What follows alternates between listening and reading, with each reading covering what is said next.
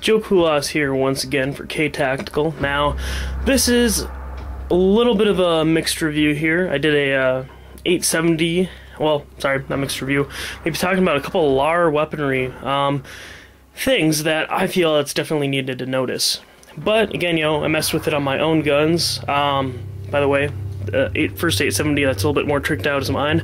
The other one behind it is a friend's that he just wanted a simple one color. But anyways, with that said, now, as you notice throughout pretty much all of the firearm, if I'll kind of do a slower scan here for you, it's very neat, very well, you know, and it's very sharp, and it's a digital camo, obviously. Now, it looks pretty darn nice overall. Now, how you're supposed to do it, more or less, you obviously, you know, you prep it, then you apply your base coat, which for me was the Magpul Flat Dark Earth, which hoping the camera shows, like right here you can see it really well, but with this Mirage Mirage Desert Lizard, you know, it's harder to see in a couple areas, but again, you know, part of that blending in. But anyways, you have your base coat, then with that you put your templates of where you want it to be, you know, more or less tan, or whatever your base coat is. Alright, now with that, you apply where, okay, I have tan. Now where do I want it to be? Oh, sorry. You apply your second coat. Then you apply, oh, where do I want it to be this tactical OD green? Okay, here, okay. Then you do that. Now, this is where you apply your third and or final coat, you know, depending on how many color variations, etc., that you want. Okay, and that third variation was this Mirage Desert Lizard.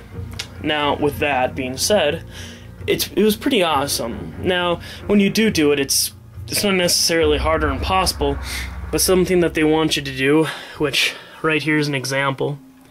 It's where you have the tan and the lizard, and you don't have any of the, what do you want to call your second layer, I guess?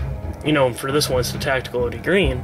And they have something called a female template, which is, instead of having this and you peel it off and lay it, you know, so right here it's going to be the Tactical OD Green. You can apply it and say, okay, now over both of the first and the third coat, or even the first, second, and third coat, I'm going to add this color, which, whether it's Tactical Green or, you know, maybe another tan or blue for all, you know, for whatever reason. But now with that, their female colors suck ass. Like, sorry, not the colors, but the color tape, if that's what you want to call it. Now, if you're bringing it over a flatter surface, I swap it around here because I only did this in a couple areas. It turned out much better here. You know, you get, from what you can see, and then on the top I did it as well. This is one of the like 4 or 5 places I did it. It turned out pretty decent, but you can see, just like right there, it did not turn out the best. But for some reason that tape, for when it's going over compared to line it on, does not work nearly as well. Now here's the shittier part about this. The first coat, I want to say I waited overnight. The next day I applied the second coat, and then I think it was like later that night I applied the Desert Mirage. Now for the female color plates or whatever, oh yeah, and you can see more of that, sorry.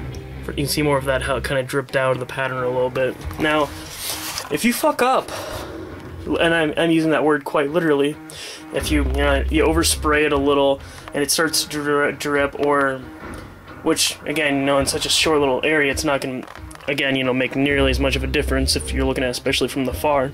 But when you close up, you know, and also, what I do mean by this is like the tape. If you get the tape, you're going to notice that you got to play the layers of, you know, this Desert Mirage, because after a while that tape will start to flip up.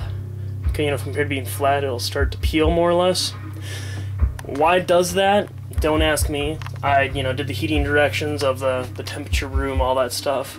You know, obviously it was clean, but it, like, it was on top of another layer of Duracoat, but it'll start to kind of peel up, so you got to apply all those coats. Now, I think I had the tape on there for, you know, maybe like 5 to 10 minutes max when I applied all the tape everywhere. Then I mixed the colors for like good 2 to 3 minutes there. you know, just like shaking and whatnot, how you're supposed to. And then I, you know, mixed it together, and while I was doing that, I had the compressor on, so, you know, wouldn't have to like wait for that as well. And, you know, when you F up, here's my example of, just do the slide release here. But, again, I only did it in a couple areas, and I did it right here. And that's when I saw what was happening over here. So I was like, alright, you know, I'm going to take this off. And, of course, you got to leave it for a little while, you know, because you don't want to take the tape off right away. As they say you can on the videos, which I kind of tested that by, I took it on, you know, a cardboard, and this was a different one, not the ones that I used for this, because I actually just laid them all, compared to what they want you to do is lay it, lay it again, or sorry, peel it off, lay it again, and I tested that first on cardboard with a separate one, and what was happening a little bit, because obviously, you know, you got to do many layers too, or that's what I kind of suggest, you know, not just doing a single layer, because you can kind of tell the difference in quality and, you know, firmness of color.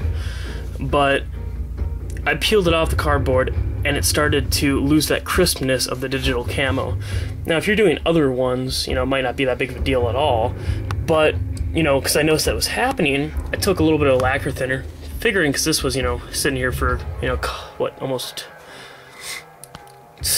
I would say the first coat, well, it wouldn't matter because it was on the Mirage Camo, but it was like, you know, a good 12 plus hours, just littlest lacquer thinner. It all came off pretty easily, but then that, you know, started coming off the actual finish there as well. Now, with that said, there's this one, and then there's one in the middle of this.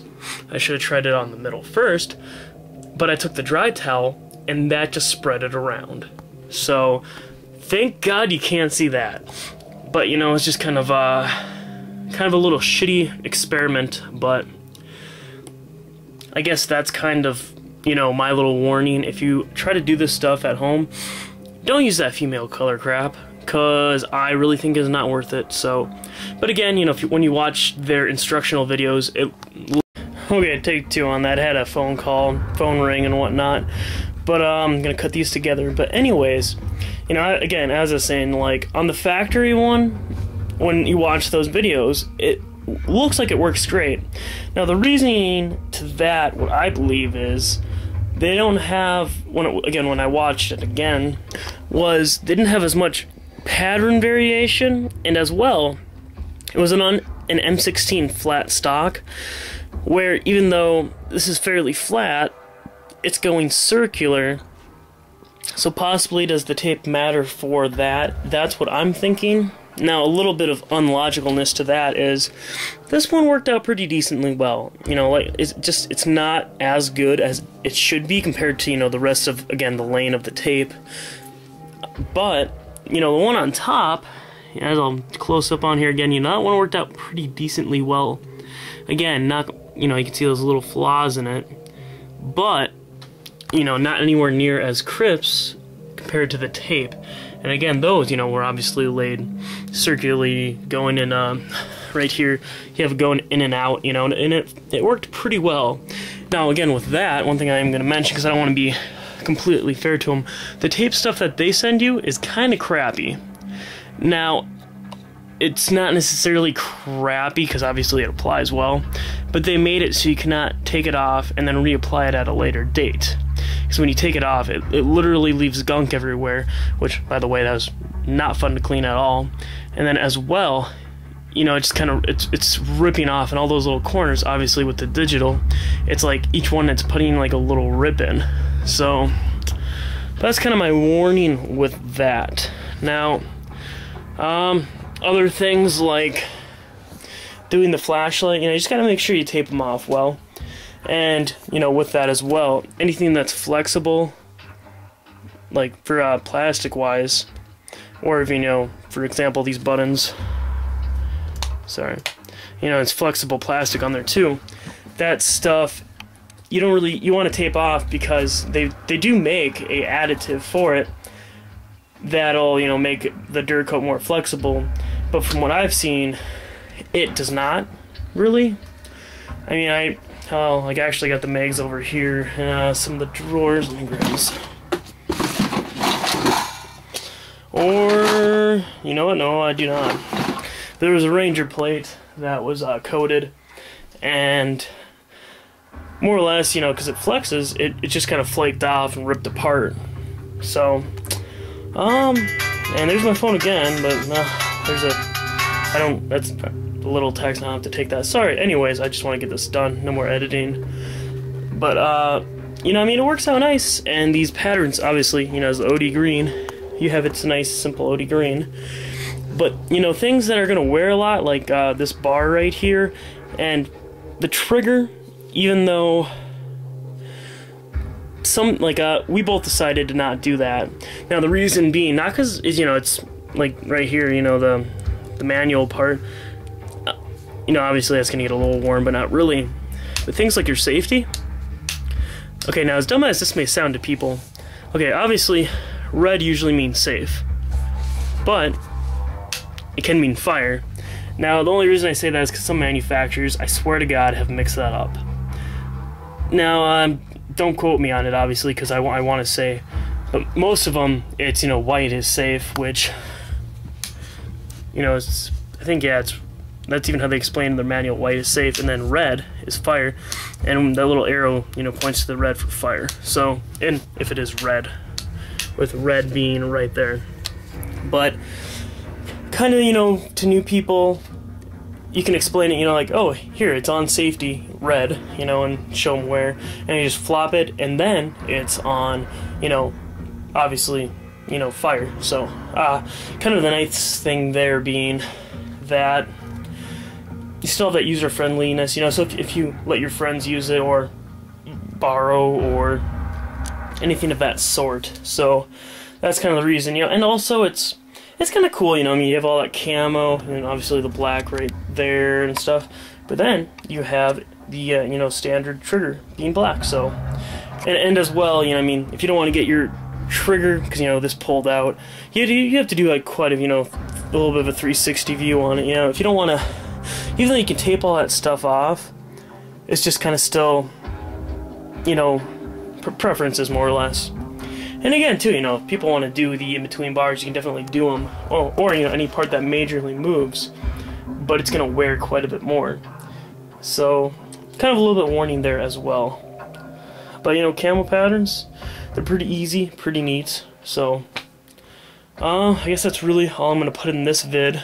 So, but yeah, if you have any other questions, you know, I'm definitely going to get more into this Duracoating thing and try to pass my little bit of warnings on to you, especially with, you know, like I said, the only real thing I got to warn about is their female colors, you know, be a little leery of that. Maybe flat surfaces, again, seem like completely flat, seem to be okay, but still not that ideal desire, you know, but yeah, that's kind of my experience. So, but, yep. Oh, and one other thing, I did not buy it because I did not think it would matter as much, but it's called Duraclear, and then there's a Satin Clear and a couple other ones, kind of, you know, to match your finish a little bit.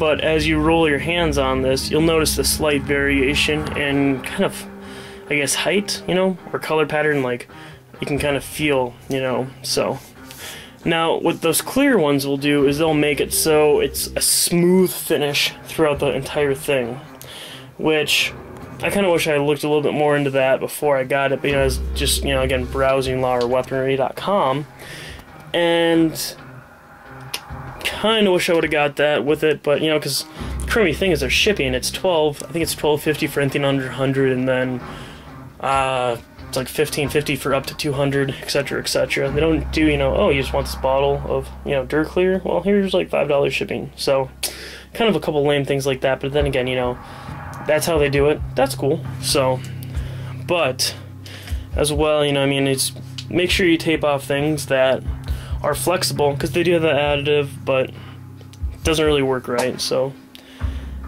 in my opinion, anything besides that, I mean, I guess it's really self-explanatory, you know, and just have to watch those videos of how to apply it. I mean, it's pretty simple. You know, it's pretty straightforward. But, you know, make sure you apply multiple coats, because again, in that video, they do it, you know, they say, like, wait 2-3 minutes, and how they do it, it's very interesting. But, you know, just make sure you apply plenty of coats. Make sure you don't apply many coats at once, because it will run, which, this is a little spiel I'm going to go on. But Missionspec Camo, and, you know, there's a couple other ones, obviously, as well. 7.62 Precision. That's the only one I can really think off the top of my head. And then there's a couple other people on Gunbroker that I've seen. But they, you know, they charge kind of high prices, kind of. Again, you know, it is a camo pattern and all that, but, like, I think for Missionspec Camo, their base coat for rifles, you know, or shotguns, it's like $135. But that also includes shipping back to you, bead blasting, parkerizing, and then, you know, obviously the Duracoat itself, which I really don't think is that bad of a deal. Because, you know, as well, oh, I don't have to buy, well, hell, there's a lot of things. For one, you don't gotta buy any supplies. You don't have to, like, you know, order enough so you actually, you know, waste some. Because you have, fuck, goddamn, there's so much, like, that thing used about a 4-ounce bottle, I want to say, just because, you know, I took all the parts off, that stock, you know, made it kind of like a pain, but, so anyways, you know, you have all the Duracoat, you have the cleaner degreaser, which I suggest, but, you know, you probably get around that. Then you have, you know, probably green pads, painter's tape, air compressor of a decent one. You know, you need to buy at least 50 plus air compressor, and I think I bought like $100 some one. A really good hose, a really good gun, and those things are freaking expensive. Like, I've seen, you know, like Tactical 6-String, as one of his videos, you know, I watched too. He had a piece of crap air gun. It cost like $30-40. That's a piece of crap. I bought a HVLP, you know, $75 one. And I also bought the Posh double position, or 2-stroke, or whatever it is.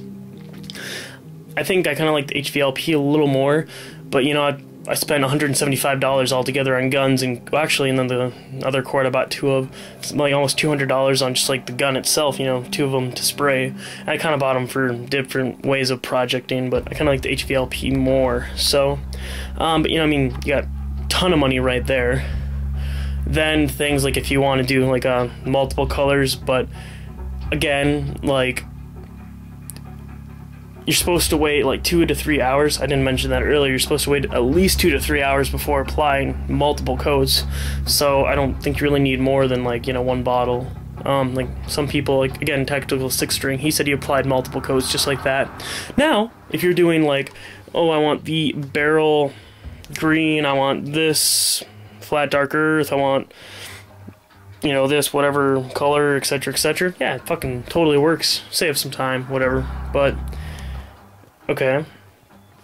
But now the thing is, when, again, getting back to the point here, sorry about kind of going off point there, but so $135, you know, it's like, oh, if you're only going to get 1 or 2 guns done, oh, it's totally worth it. You save a ton of money, just a buttload.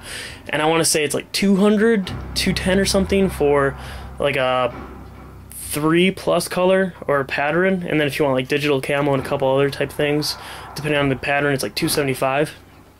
Now those prices are really not that bad. Trust me, it is. I'm gonna tell you about how it went for this guy. Now, you know, I mean, you're watching the video, it's pretty cool, but I want to say all of the prep work of sanding and degreasing and more or less just hanging and, you know, applying that first coat. Well, sorry, before the first coat, I want to, and also disassembling and hanging. We'll go with all that kind of at once. That probably took me about,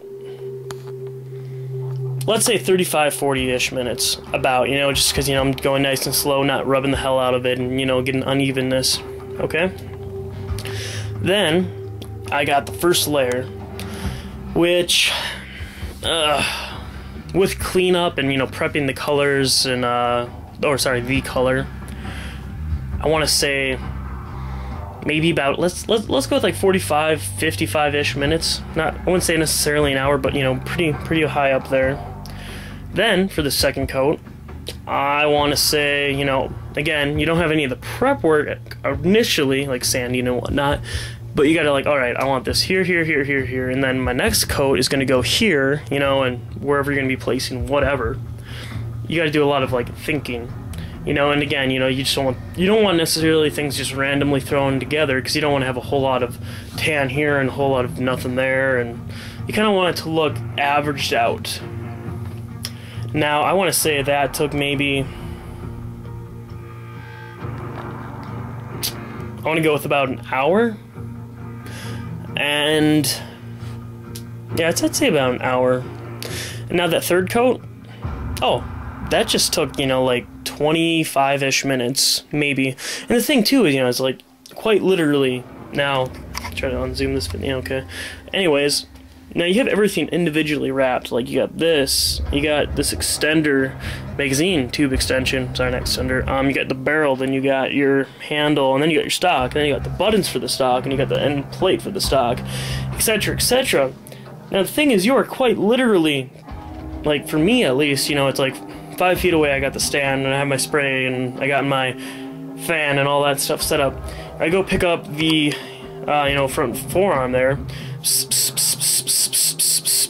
30-ish seconds, you know, spraying, because you want to do it evenly.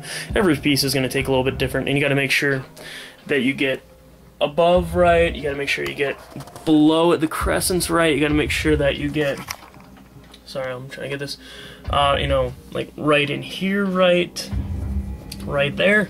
You gotta do it very, very evenly. And it is just quite literally a lot of work, you know, and like maybe 30 seconds to a minute. It just really depends on the pieces, I guess, advances, you know, and things, for example, that grip, you know, getting in all those little corners and behind, and the stock, you know, getting in every little angle, because stock, I'm gonna rearrange this here. The stock, you know, you can see, obviously, you know, it's getting all those little corners and whatnot. Okay, so it's just a lot of annoying work, and you know, each piece takes, you know, a decent amount of time. So again, you know, probably 25-ish minutes, I want to say, for that final coat. Now, with all the female colors, that stuff was relatively easy, but it was, you know, applying it where you wanted it, blue taping the, you know, painter's blue tape, obviously, the crap out of everything else so you don't spray everything else out as well. And, you know, it took maybe like 15-ish minutes, 20, because again, you gotta remember too, you're waiting 2 to 3 hours between all of this, and then, oh, starting the, you know, the compressor again, prepping the paint, you know, spraying. Maybe you're only spraying for like 2 minutes even, because, you know, the female color stuff was pretty easy, or, you know, hell, you'd be doing, because you have that little bit of time in between so it doesn't, you know, bleed and whatnot. But, you know, waiting a couple minutes about per, you know, little coat, so maybe about 10 minutes of spraying at least, even though, you know, obviously it doesn't take anywhere near that long. But then when you're done, you still have to clean your gun, you know, clean up your area, clean out your sink if that's where you're, you know, you're putting that little bit extra down, and or, you know, like cleaning your gun out, because, you know, you're putting the lacquer thinner, or if you use something else, and they're, you know, cleaning out the tube itself, you know, pouring more lacquer thinner in there, spraying it, so it's like just that coming out, so there's no color mixed with it. Then you're cleaning the gun itself, and the, you know, etc., etc., and then you're doing all the other fun stuff with the compressor so you don't have water buildup, and, you know, it's a lot of work.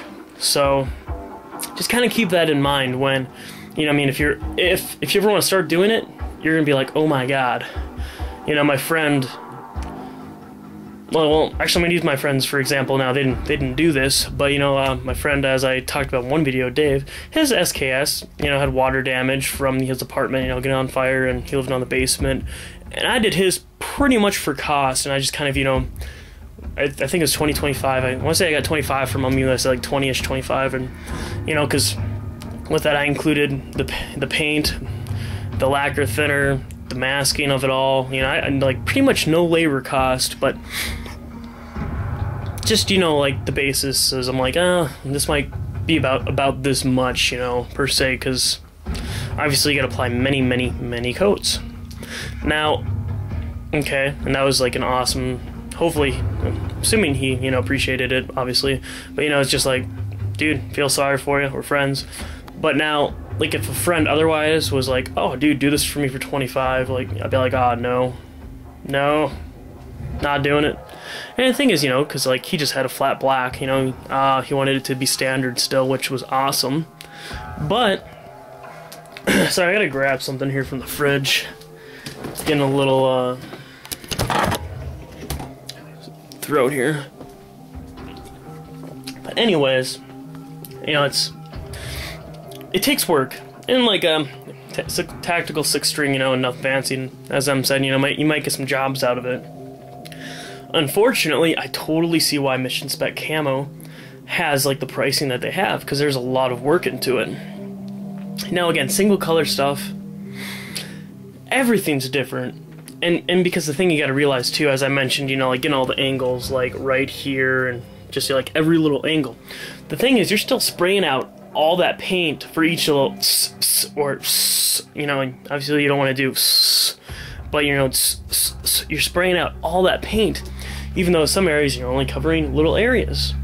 So the thing that you gotta like remember is a lot of paint is going to waste. Now if you're just doing, hell, if somebody just wanted you to do a barrel and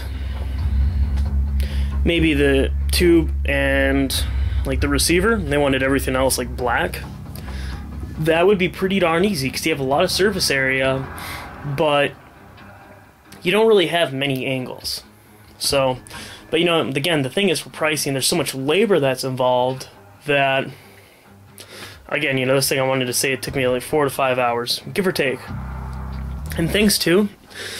Oh god, sorry, I need to get another drink here. Things too, you gotta realize, the taping that you're doing here is completely different than the taping you're doing here. Now, I think both sides of this, each side took me like 2-3 minutes. Now that sounds freaking ridiculous, but the reason being, right there with that groove, you can see just like an ounce of mixed, you know, of tape that didn't really get applied right. But you're applying tape upwards facing towards yourself, around it, folding it inwards with that tape not, you know, folding out. And you also got to kind of try to tuck it underneath there. And you're just so awkwardly doing this because you're just taking a little piece of tape, a little piece of tape, a little piece of tape. Because otherwise, if you try it, the thing just folds out on all the sides. And then, you know, you're making sure it's completely even. And it takes a ridiculous amount of time. Now, things like this as well. If this were to just be like completely like a, you know, rectangular, there wasn't to be any like shapes at all in there, would be very easy to tape off, alright? But because of those shapes, it is so ridiculous. I want to say this thing took me like 5 minutes to tape off. And part of it is, you know, placing like the larger 3mm blue tape on there, penciling it, cutting it. Oh, it turned out a little bit wrong.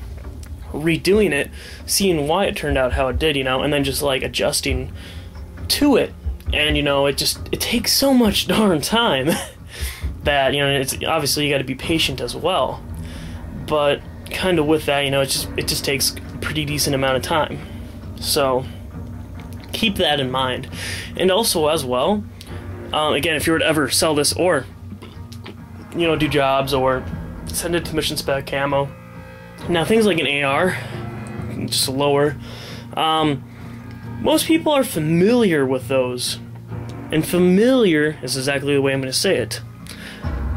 But things like a Remington 870 and like that, you know, overfolding stock, you know, people aren't always familiar with. Now, I'm going to set this down here and flop it a little bit.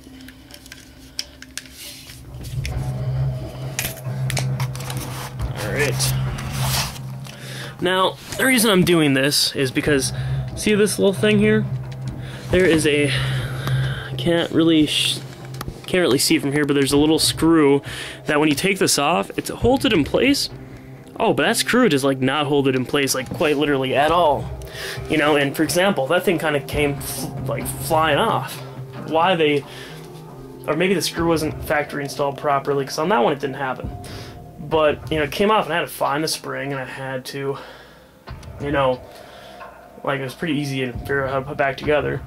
But the main thing is, you know, taking all these other random parts off and whatnot, it's a lot of, you know, working with things, maybe looking up info on it, disassembly or reassembly.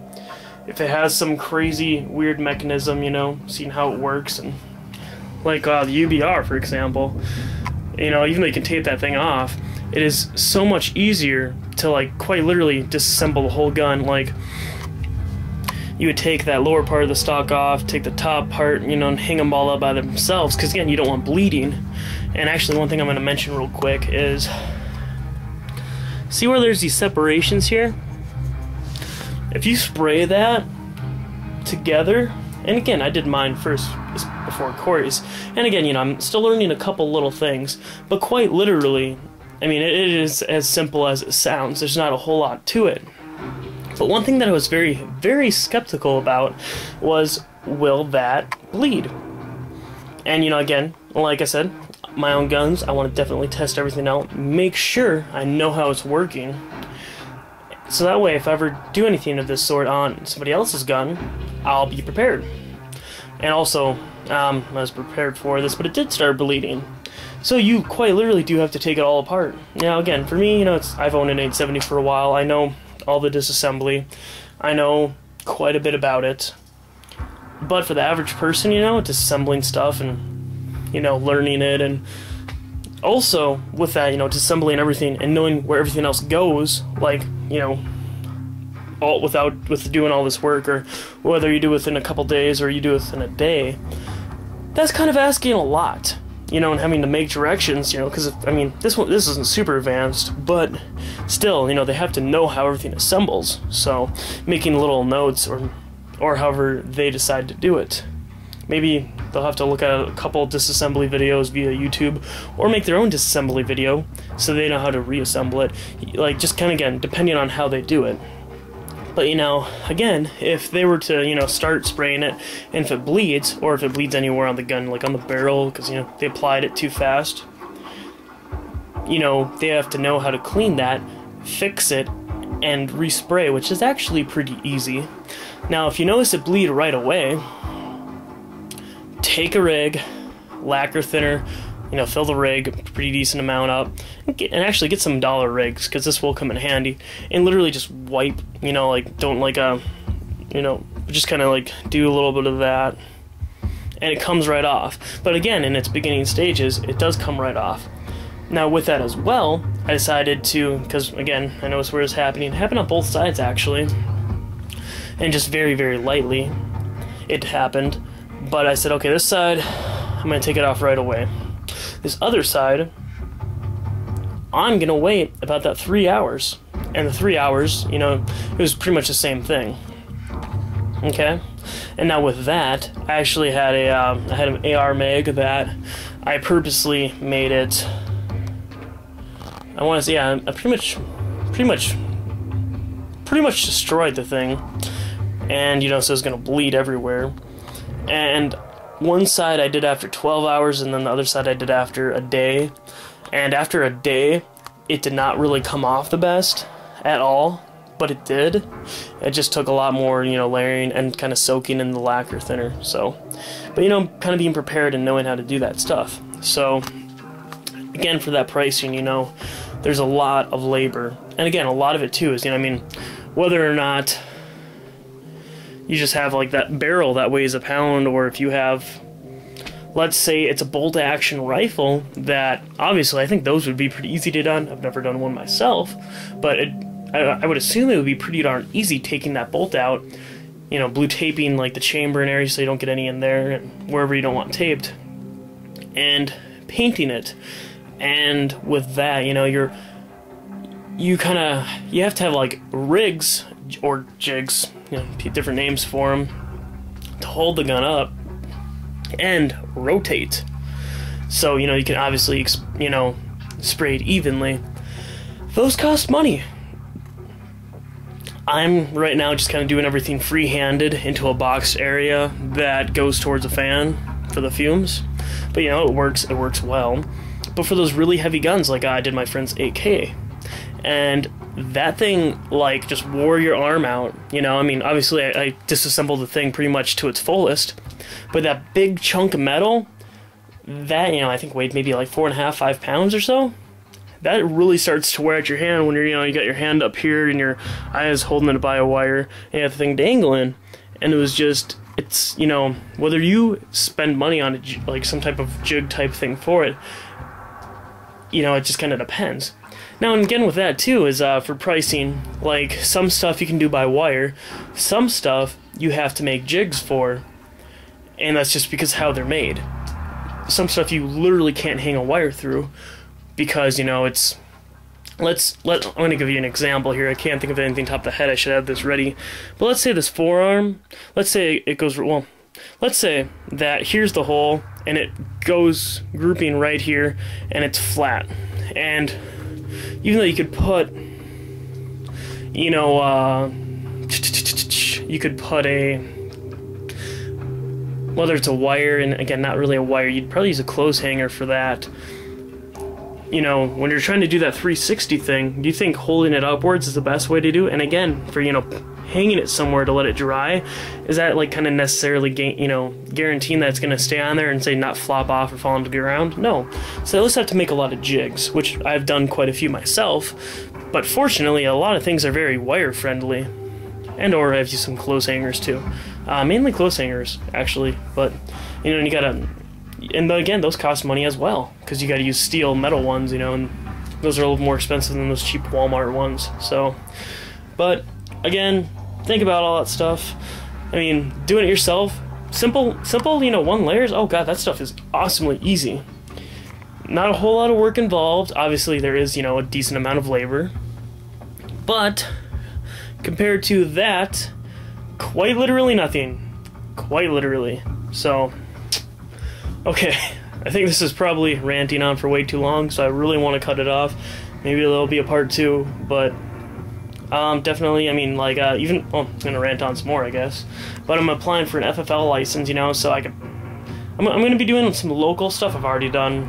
I want to say, what, 4 or 5 local guns or so, and it's pretty simple stuff.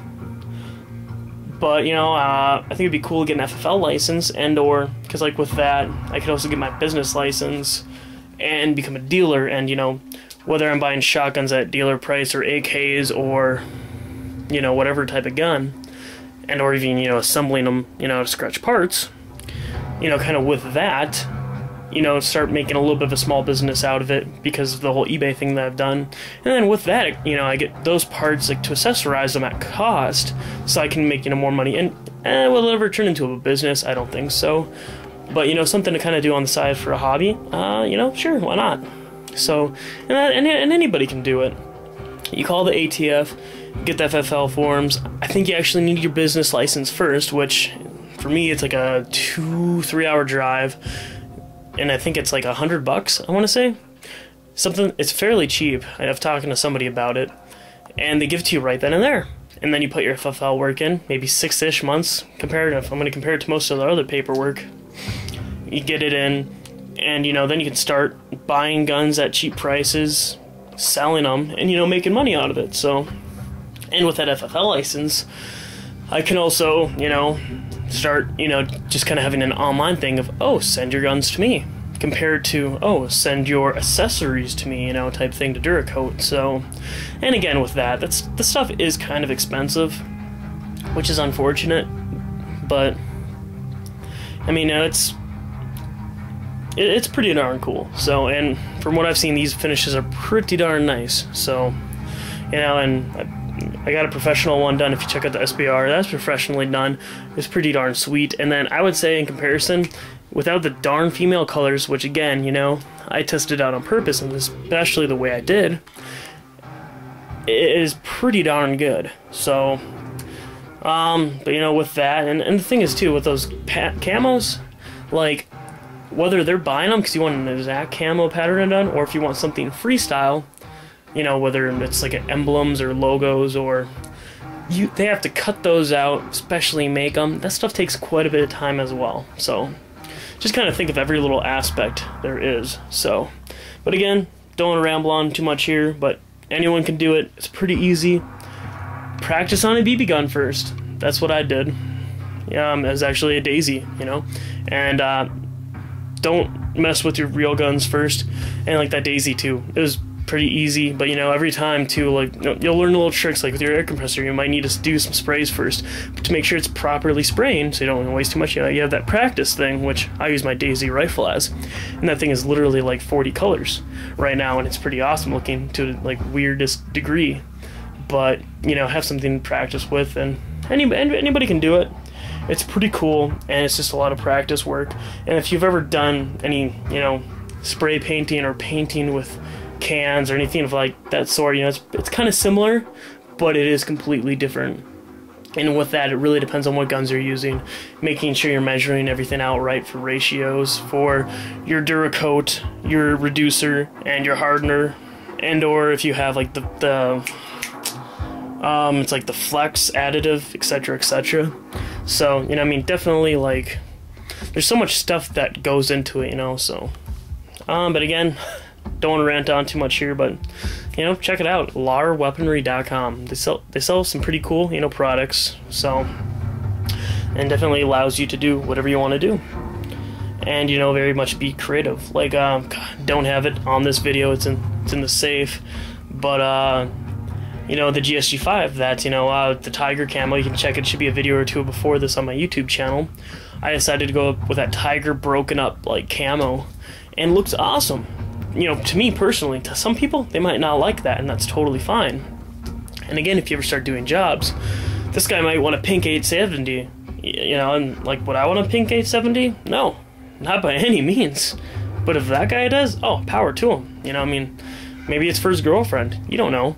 But, you know, the thing is, you know, you're doing quite literally what anybody, you know, they might want a game-themed gun, or they might want to, you know, the Green Bay Packers just won the Super Bowl. They might want a Green Bay Packers, you know, themed shotgun. Maybe they're giving it to their dad, you know, which was just, you know, biggest fan of the Packers, and maybe he just retired, you know. And the thing is, you know, you can do quite literally anything to your imagination. So, you know, some very, very neat, cool stuff. So, and the thing is, you know, I mean, I'll probably do more of a decorated type 1 compared to, you know, camo in the future here. But, and that's a cool thing, you know, it definitely makes it unique and rare, and especially if you throw some, you know, weird accessories on it, so. But, again, don't want to ramble on too much here. I'm going to leave it at that. This video is way too long anyways. So to anybody that actually watched it all, awesome. And thanks for watching. Have a good day.